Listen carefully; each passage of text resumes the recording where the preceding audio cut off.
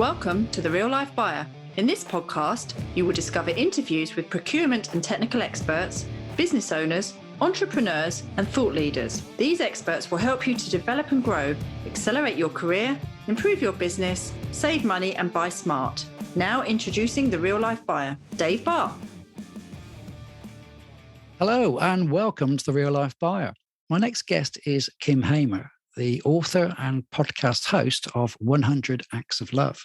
This is a departure from my normal podcast, whereby I usually discuss business, entrepreneurial, and self-development matters and apply my purchasing twist. However, this subject has an uncomfortable likelihood of impacting yourself, a friend, a colleague, or boss even. And in fact, the subject today deeply resonates with me on a number of levels, as I've had a family member, colleagues, and friends who have been impacted by our topic.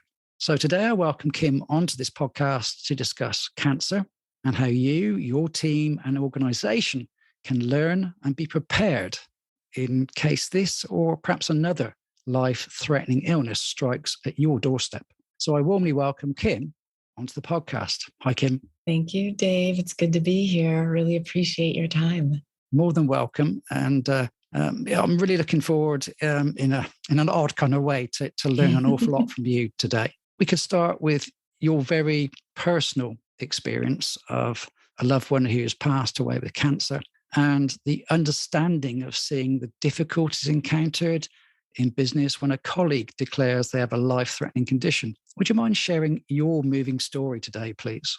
Sure. So my husband, Art Nagel, died from cancer at the age of 44. He was an athlete. He was an administrator at a private school here in the U.S. Very healthy. We were an organic eating family, very active. And one day he just was unable to catch his breath. And after a few weeks, we finally got to a doctor who, it was almost like in a TV show. We were sitting across the exam table. He laced his fingers together and said, "I think it's cancer." And we were like, "What?" And we made 3 phone calls that right then. We called his parents, we called my parents, and he called his boss. And he called his boss because that's the kind of relationship he had with his boss. So he was able to disentangle himself. I call that disentangling and not battling from cancer about 9 months later. And then less than 2 years later, it came back. And 4 months after that, he died. Our children were 12, 9, and 7 at the time.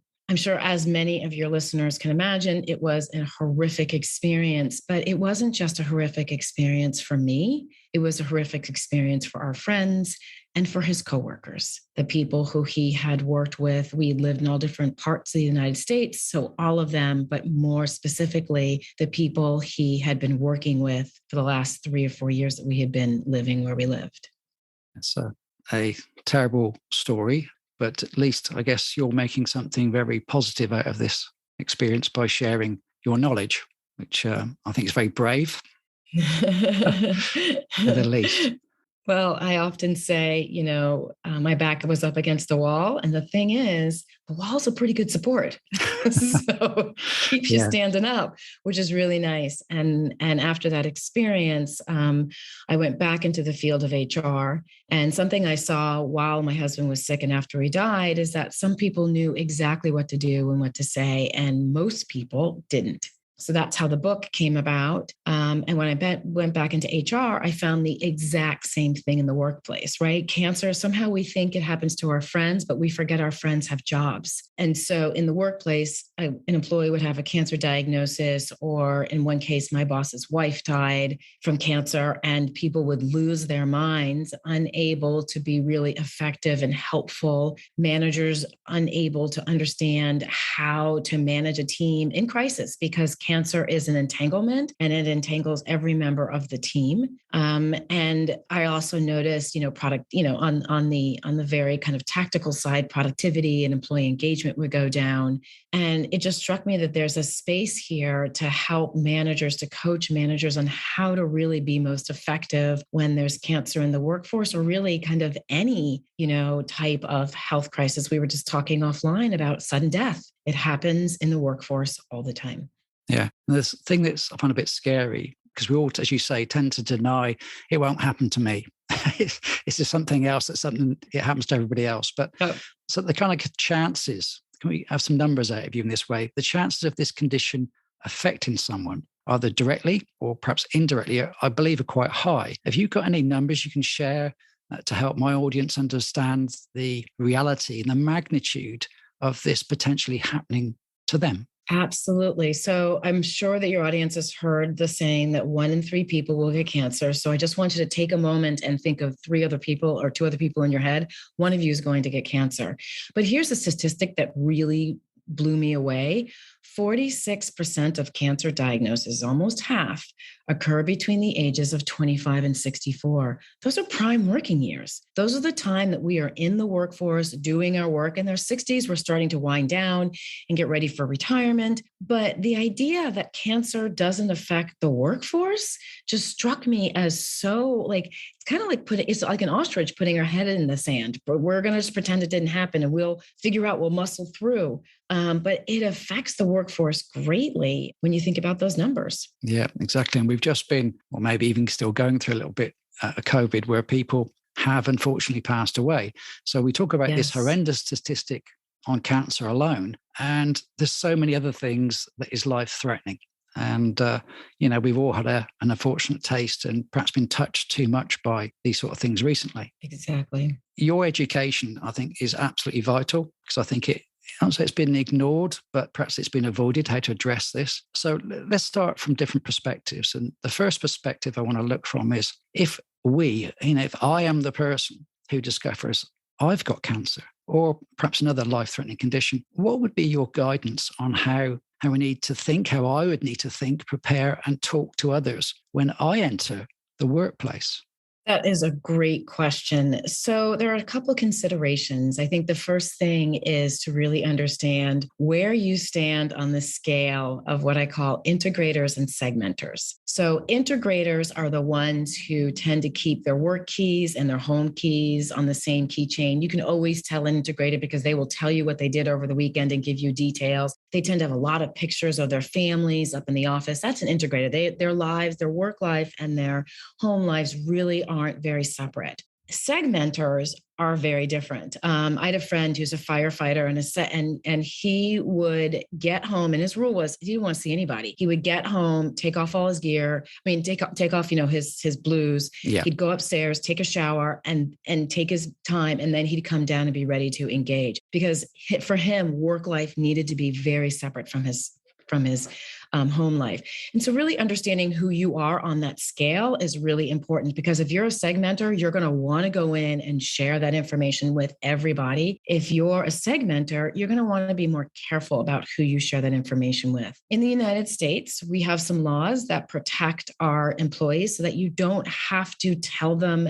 You can just say, I'm having some medical issues. You don't have to get specific. But the bottom line is I highly recommend that you do share the information with at least your boss, because no matter how strong you are, no matter how private you are, what you're going through will affect your work. And worst case scenario is you go about it affecting your work, and then your boss starts seeing that's affecting your work, wondering what's going on, having no information, will assume the worst, and then you might find yourself out of a job at the worst possible time. So I highly recommend that you go in and share. It's really helpful if you have as much information as possible. So some people hear the cancer diagnosis, like my husband and I did, he heard the cancer diagnosis. We didn't know what it was, how bad it was, but he called his boss right away. But if you can come in with, this is the treatment that I'm going to be needing. This is the time off I'm going to be needing. This is how they say it's going to affect it. It's much more helpful to your boss to understand, to start to think about, okay, how are we going to approach this over the next, month, 4 months, year of time. So I highly recommend that you figure out where your comfort level is, and also that what, specifically what your treatment is. That's often the best place to start. Yeah, that's really interesting of you. I never would have thought of as you say, an integrator and a segmenter. That's quite fascinating. Now, I may be wrong, but is there a gender issue here as well? Because as a guy, I might feel quite uncomfortable of showing that I've got a problem, I've got a weakness, I'm not as strong as I thought I was, those kind of feelings. And does it vary between how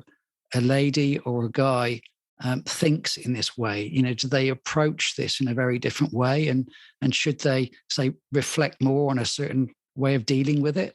That I've never been asked that question before, and I love it. So what I have seen is that men tend to be, you're absolutely right, you nailed it. If we're talking about, your kind of stereotypical man, men tend to be very reserved. They don't want people to know, exactly because they don't want it to be seen as a weakness. And so there is that piece of it. Women, on the other hand, and what I've seen is two different kinds. There's some women who are happy to share all their diagnosis, but I've also seen a manager who's in charge of a team of 50 people who did not want anyone to know because she was sure that they would see it as a weakness and that someone would try to come in and maneuver her out of her position. So there are so many nuances to understanding when is the right time, what do you say, how do you say it. Another major piece that I often help managers and employees with is the communication, right? How much do you want the team to know? What do you want them to know? I was in a situation where we got to communicate, we were communicating and we got to communicate exactly how this person, even what to say to them,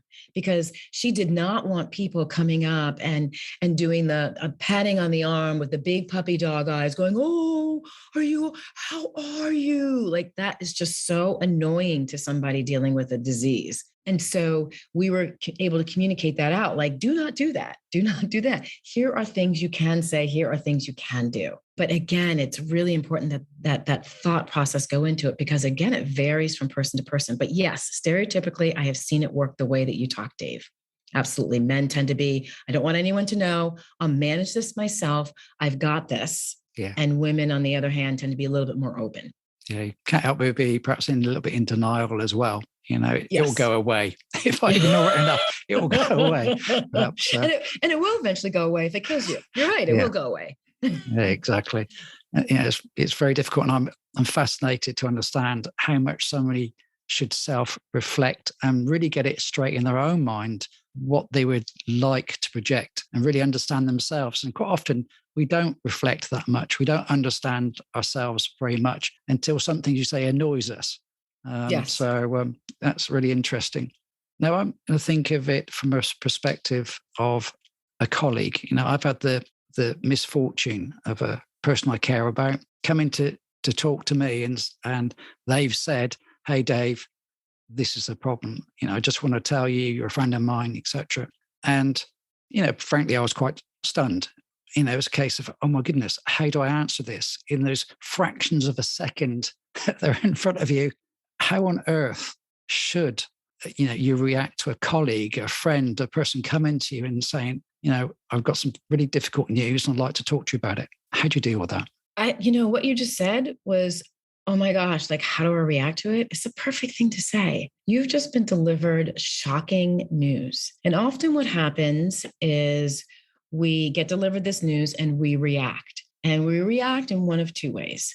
We react in a way of distance, and we don't mean it.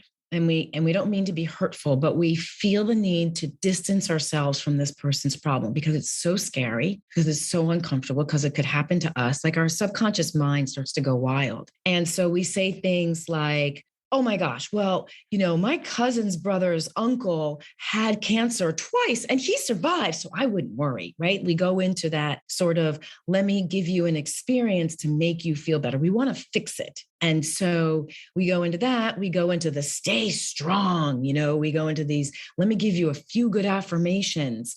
Sometimes people have said, well, what have you been eating that you got cancer, right? There's all this notion out there. I believe there's a stat, something like 57% of people believe that cancer can be cured by natural remedies. So to me, that just talks a lot about how people really don't understand the complications of cancer. But, I was told once, well, your husband has cancer because he has held in all his emotions. Maybe they were right. Maybe they were wrong, but they shouldn't have said it to me, right? Yeah. So that's our usual go-to, because we get scared, and in fear, our brains lock down and we feel the need to distance ourselves from them. So we go into kind of just either giving them advice or making grand statements to just kind of step away. The other side, now keep in mind, if you've done that, that's okay. And that's perfectly normal because you can go back. You can go back and do it again. And the person who's dealing with cancer will so appreciate it. So the other side is those who just kind of in the moment. And it's exactly what you said. It's this, I don't know what to say. This hurts. I'm so sorry, right? That is a perfectly good and normal thing to say. What happens is mentally, we feel like it's not enough. We want to somehow make it better for them. We have this need to we want to fix it. Honestly, we know we can't. And so when we say things we feel that are kind and warm and comforting, we feel like it's just not enough. And that's where I really want people to know that it is enough. Oftentimes, I mean, if you think about the hangover you had last week, you need to tell someone about that hangover because you need a witness. You want to share the story about the hangover or the car accident you almost got into or the funny thing that happened. I mean, we are all over social media sharing these things and having people witness our experiences. And that's something I really hope that people will remember. When someone shares that message with you, they don't need anything from you other than for you to witness their experience, to step into the pain a little bit with them, to have the empathy and to just go, wow, as a great American phrase, this sucks. Yeah, I guess as you say, we always have a tendency to want to try and fix something, in our search for reassurance. Oh, I read about this. I have a book on that, and so on and so forth. And it's for the best intentions, but as you say, it isn't always the right thing to do. And it's, as you say, there's so many different types of cancer. To know a little about something that is such a vast pool of information, so many different types, so many different levels, the aggressive nature of it or not, as the case may be, it's quite scary. So, it's very difficult to put yourself into their shoes in some ways, certainly within a fraction of a second, which you're kind of faced with. Yes. So and that's certainly how I was, suddenly the red lights went on and I thought, oh my goodness, how do I handle this? How do I deal with this? So, yeah. And oftentimes don't be surprised. I mean, I've gotten that news and I've, said, I'm sorry. And I've hung up the phone and I cried, because someone I care about is going through something that's really painful. And I don't want that, I can feel and and that's a really normal reaction, is to kind of hold yourself together and then to hang up the phone, shut the door, whatever, get in the car and just bawl because you love that person on whatever level that love is for them.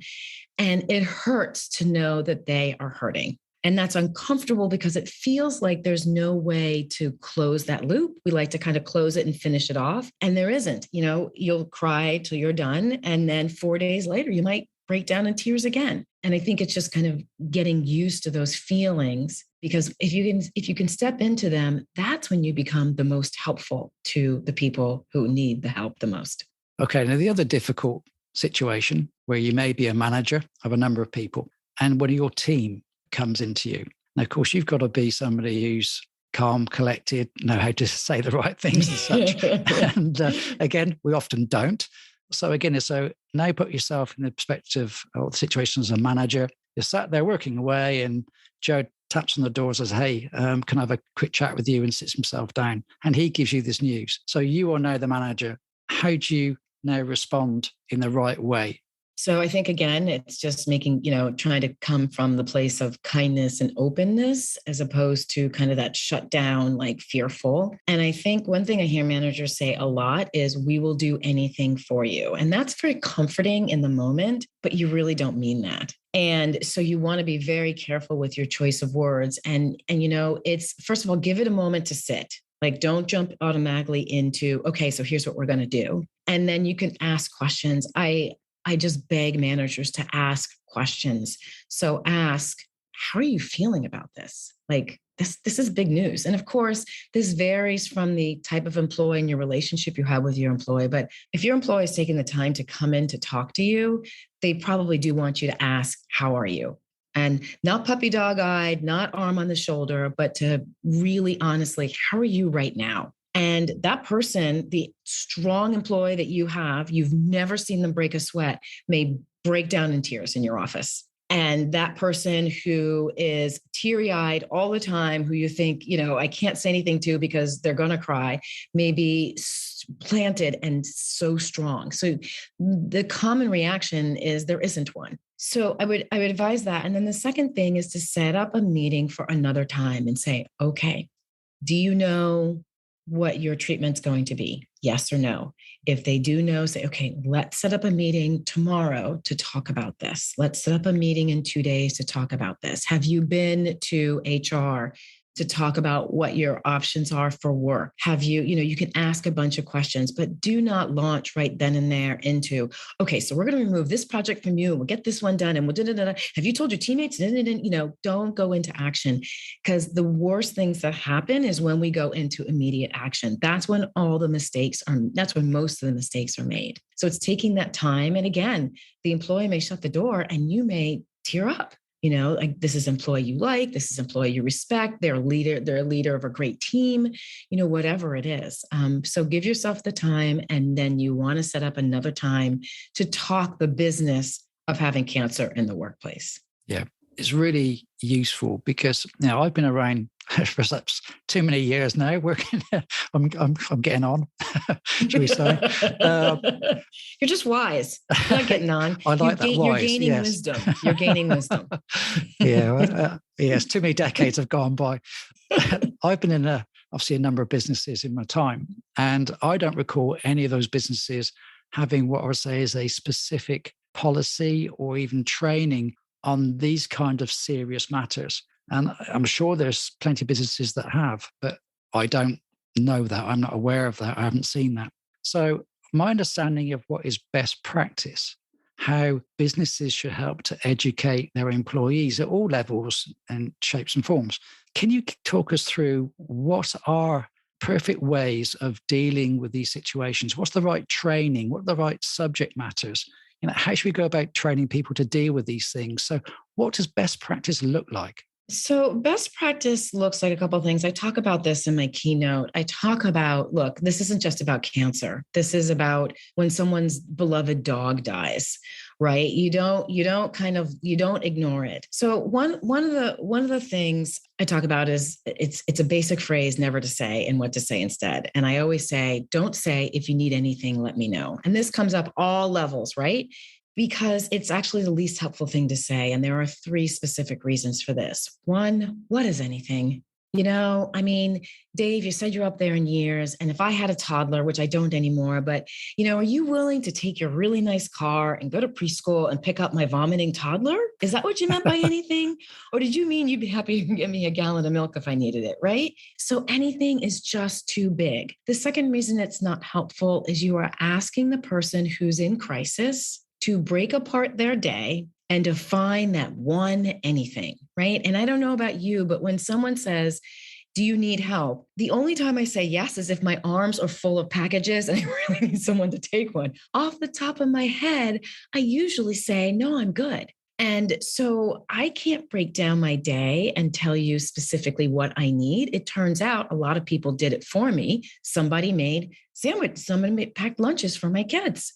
I would not have thought to do that. Someone bought a cooler and put it by my front door. Someone in a company I just finished working with, they decided they were going to take over the agenda for this really important meeting. Those were things that you don't think about that you need support on. So anything is just too big. And the third reason it's not helpful is, let's just say that the person figured out one thing. Now you're asking them in their extremely vulnerable state to come to you, to ask you to do something that you may not really want to do, and to risk being rejected. And they're just not going to do it. It's too much emotional energy to ask. So that's the first thing. I think the second thing is, with COVID, there's a big push in organizations to be more human. What does that really mean, right? We're all like, yeah, be more human. But Joe, you still need to meet these KPIs. I need this done. So it means just taking the time to sit down and have those conversations and providing a safe space. And I have mixed emotions about saying that, because I kind of really hate that whole notion of safe space. because we're human and we bring ourselves to work, and some of us are safe people and some of us aren't safe people, and some of us are safe people in different situations, right? So, but what it does mean is bringing a sense of caring to your team. And that can be as simple as checking in with the person with cancer or dealing with with whatever they're dealing with, and say, hey, can you come in my office for a second and just talking? How are you today? How are you this moment? Are great questions.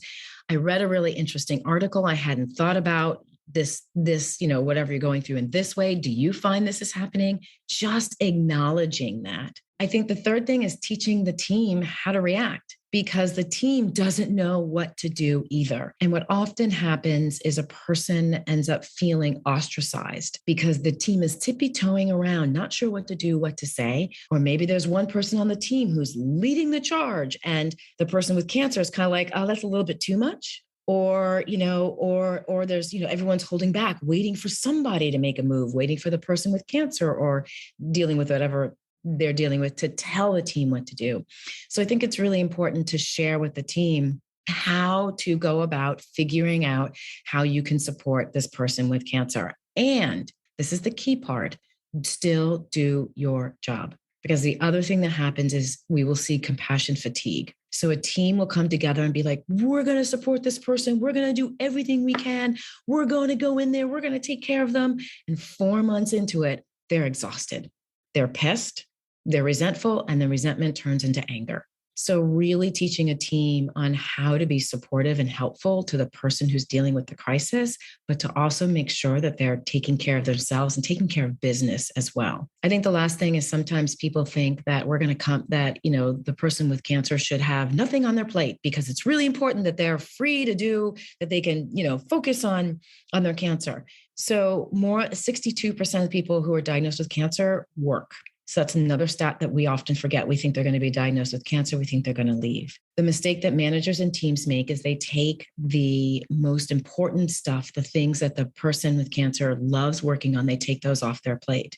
We forget we get we identify, we get our identity from the work that we do. And the minute you start taking these things away as a way to quote unquote help is you start to disengage the employee. It also teaches the other employees, do not come to the manager if you have a health problem because they will take away your favorite stuff. So managers, I often remind them that they are being watched very closely by their team. How they react, what they do, what they say is being watched. And that can determine how long an employee stays in your company. It's not rare that you will see turnover a year up to 2 years after an employee on a team has cancer. Because if the manager didn't manage it well, employees are watching and they start to think, I don't really want to be here. I think I'm going to start looking. And remember, there's a thought process. It doesn't go, I don't want to be here. I think I'm going to start looking the next day. And the third day they have a job. They start to find things wrong with your management style that have the basis in the way that you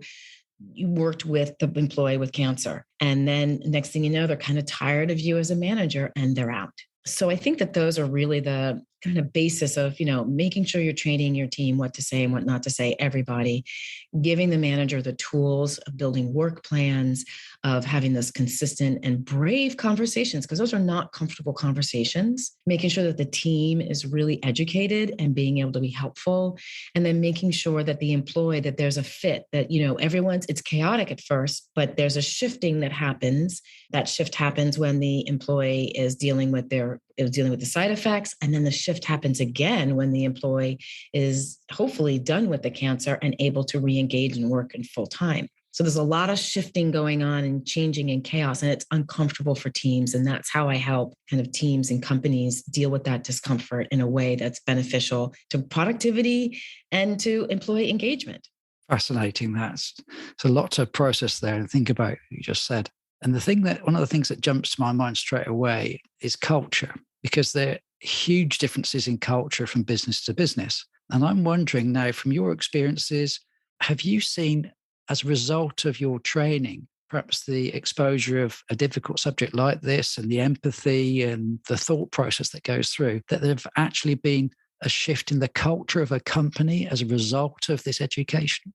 So I will say this, I end up working with companies that are very culture focused because it's becomes, they understand that this affects culture. And I think the biggest result, and I'm going to start collecting data on this, is that what happens is the culture is more connected and deeper. So I'm still collecting data. I mean, I just launched this business last year, so I'm still collecting data on turnover numbers. Or do we see a decrease in turnover in the department versus the organization versus the rest of the world when you have an employee who has cancer and has gone through the process of really being supported and understood in the workforce?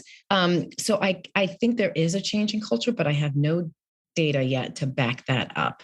Yeah. It's all qualitative. Sure. I think it's quite interesting. So there's massive differences in culture with people. I've been in a number of businesses that, of chalk and cheese, really, as I would say, between how they react to these personal kind of things. Yes. And for me, just the exposure, the fact that people are thinking about these things in a whole different way and at another level, it must have an impact on how they think about each other and how they react with each other. So I'd be quite fascinated to see how that pans out. So yeah. I'll come back in 5 years and we'll talk. Yeah, maybe. Now, the thing that also pops into my mind is at some point, unfortunately, with this kind of thing, that person we're talking about now may pass away. Yes. And there are those people that are left behind, both the family members and co-workers and such. So what should the business, the manager, or people around these people, how should they react? It's not a case of, okay, somebody goes to the funeral, they send a representative, a bunch of flowers, that kind of stuff. That for me isn't kind of enough. What is the right thing to do in those circumstances? And again, I think this is really about your company culture. I think that's a really good point. There are several different things. One, I often recommend that the company have their own memorial service. Because when you go to memorial service of the family member, you are there to support the family who is doing the deepest grieving. But that doesn't leave the time for you to grieve. So if you as a company are comfortable, have your own memorial service about the person, put together a little agenda, ask people to speak who knew him or her really well, provide tissues, provide a time, make it optional, and let people come and share. Because that sharing and having that common grief can really make for a deeper culture, right? I think that's really important. The second thing is often companies want to do something for the families, right? For the wife, for the brother, for the sister, for the parents, whatever. And they, you're right. They send flowers, they send, maybe a meal, and they're just like, we don't know what else to do. There are so many things you can do. One of the things I suggested a company do is that they collect stories. And so this person happened to be in marketing who died. And so they had the opportunity, they had, and what I meant by marketing is they were in promotions and they had cameras and they had crew. And so they went around the office and collected stories about this person. And they made this incredible video about him. And it was, it touched the family. The family can still watch it. So, and I think that's important. And also provide a way for the employees, you don't have to clean the office out right away. After COVID, I know a lot of us are still working at home and there might be gear back in the house. You can send 3 or 4 people to pick up the gear, but to bring in something else, whatever. There's just so many options out there. This is where the brainstorming piece comes in. Maybe the team is going to come in and they're going to decide, is there a room you need to get painted? We're going to pick up the gear, but we're also going to paint a room. Or, there's just, I can't even, it's really kind of a brainstorm process. And I think the other thing is to continue to tell stories to the family. I got a call 6 years after my husband died, and it was an email, sorry. And it told the funniest story about my husband in college before I knew him. And it was so him. It was just so art. And it made me laugh and it made me cry. And I was so delighted. So please don't assume that, it's a year later or 2 years later or 3 years later that the family doesn't want to hear those stories, or that your fellow coworker, hey, remember that time when Bob did that thing? Oh my God, that was so funny, right? It's okay to share those stories and to have those moments. I think it's really making sure that the culture makes it okay. Because what will happen is you'll have that laugh, and then you just kind of go, yeah, real bummer. Yeah. All right. I got to get back to work. Yep. talk to you later. See ya. Right. So there will be that moment of elation and that moment of, oh, that really sucks. And then you'll go back to work. But providing that opportunity, letting people know it's okay to share those stories is really important. And the last thing I'm going to say is anniversaries. Mark anniversaries. Something really powerful when coworkers remember the death anniversary of their coworker and they send something to the family or they say something at an all hands meeting. It sends this incredible message of you matter and you are not forgotten. That's a really powerful statement to make. So mark anniversaries. Those are just a few ideas. Yeah, that's brilliant. You gave me a few oh wow moments there. Your first point about a memorial service, that really kind of shook me for a minute. I've never considered that. We're so used to when people leave to go to another job, everybody gets together and say, hey, can you tell a few stories? And we have a bit of fun with the person leaving. Exactly. And obviously they get quite emotional and, you say goodbyes.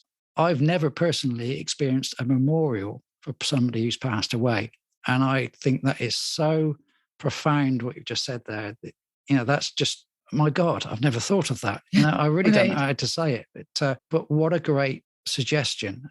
That's amazing. And then your anniversary thing as well. Again, I've never encountered so far any businesses that I see a lot of businesses, obviously, in my role, and I've never come across anybody doing that. Recognizing those times and moments, you get your anniversary and then their 20 years service and things like that. Right. Exactly. You get a tote bag. If you're lucky. Yeah. Exactly. Wow. Well, you've given me a huge amount of things to think about. And I'm sure there's a lot of things for people to take from this. I want to make sure that people learn an awful lot more from you. I think you've got so much to share that we've barely scratched the surface on. So can you say to all my listeners now, how on earth can they find out more about you, your teachings? Where can they get more information? Can you share that, please? Sure. So they can find me at 100actsoflove.com. That's the number 100. If you go to 100actsoflove.com/what not to say, all lowercase, all together, you can download 5 phrases never to say to anybody in cancer, why not to say them, and what to say instead. Because I think it's really important that we understand why some of those phrases are the least helpful things you can say. You can also find me on LinkedIn. I'm always on LinkedIn. I post every Wednesday in a newsletter. I do LinkedIn Lives every Thursday at 12 p.m. Pacific time. So I am always on LinkedIn, and that's where most of my activity is. So please go ahead. And of course, I'm on Instagram. So please go ahead and follow me all there. But I highly recommend the download because there's so many phrases that we think are helpful, which are not helpful at all. And, in those times, what we really want to do is we want the people that are dealing with this just to know that they matter, that we care about them and that they matter. And there's so many simple ways that you can do that. Unfortunately, we just don't know them. Fantastic. So just to round off, a kind of difficult this because you've shared so much today, and I don't know if you could top what you've already shared, but what would you say for those people that are listening now, perhaps kind of struggle to process all this?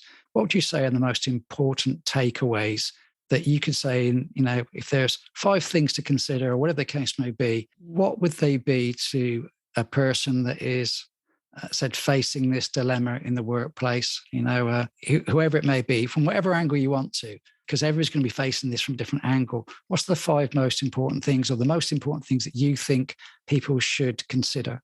I think number 1 is that you matter. And I don't say that lightly. I mean, to your coworker who has cancer, you have given them, you are a gift to them. You have provided them with some laughs or good data or whatever it is. And what you can provide for them is unique to you when they are going through what they're going through. So I think the first thing is please don't underestimate your power, your own power to help someone deal with a very difficult time. So you matter. I think the second thing is you're not going to get it right. You're just not going to get it right. This is an area that 99% of us are ill-equipped for. And so giving yourself the grace to make a mistake and to go back and try again. So there is no right, there is no perfect. I think the third thing is acceptance. And what I mean by that is you might have to accept that your friend doesn't want any help, your coworker doesn't want any help, or if you're the person dealing with it, you're going to have to accept that people like you and want to help you. So I think those are the three big things. You matter. How you show. What did I say? Because I totally riffed. I said, you matter.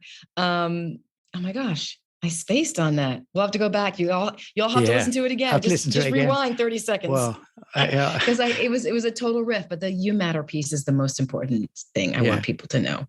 Absolutely. No perfection. You matter. No perfection. And then the third was, darn. Isn't that funny? That'll teach everybody to rewind and listen to this podcast again. I should have taken notes. I know, I should have been taking notes. I said, you've poured out so much today. My head's spinning a little bit. This is probably for me one of the most thought-provoking discussions I've ever had with anybody on any subject. Oh, it's I'm so personal. Excited. It's excellent what you've done. And what you're doing, I think, must be incredibly rewarding for yourself, but to give the support that you are to so many different people out there, you're an inspiration. So, thank you. And I am not here because I'm super strong or like talented or anything else like that. I am here literally from the hundreds and hundreds and hundreds of things that people did to support myself and my husband. From the simple $10 I received in the mail to someone who did grocery shopping for us for a year. And I so want people to know how much they matter. Everything that everyone did mattered. And it really helped my children and myself get through, hopefully, the most life-changing event of our lives. So I just want people to feel that power and to know that they can do and help somebody in crisis. Yeah, you're a wonderful person, Kim. Thank you very much for sharing what you have today. I'm blown away by what you've done. And absolutely everybody should go and buy your book, listen to your podcast, and also check out all the information on your internet web pages and such. So, well, Dave, thank you so much. Thank you very much for giving me the time to listen to your story and such a lot of wonderful information. Take care, Kim. Thank you, Dave, so much. Really appreciate you. Bye. Bye. So there's another Real Life Buyer podcast. I do hope you enjoyed it and it's given you some ideas and inspiration for greater action and achievement. If you are a purchasing or a supply chain professional, business owner or director, come and join my Facebook group, the Purchasing and Supply Chain Community Hub, a safe place to engage with like-minded, friendly people. See you soon. Bye.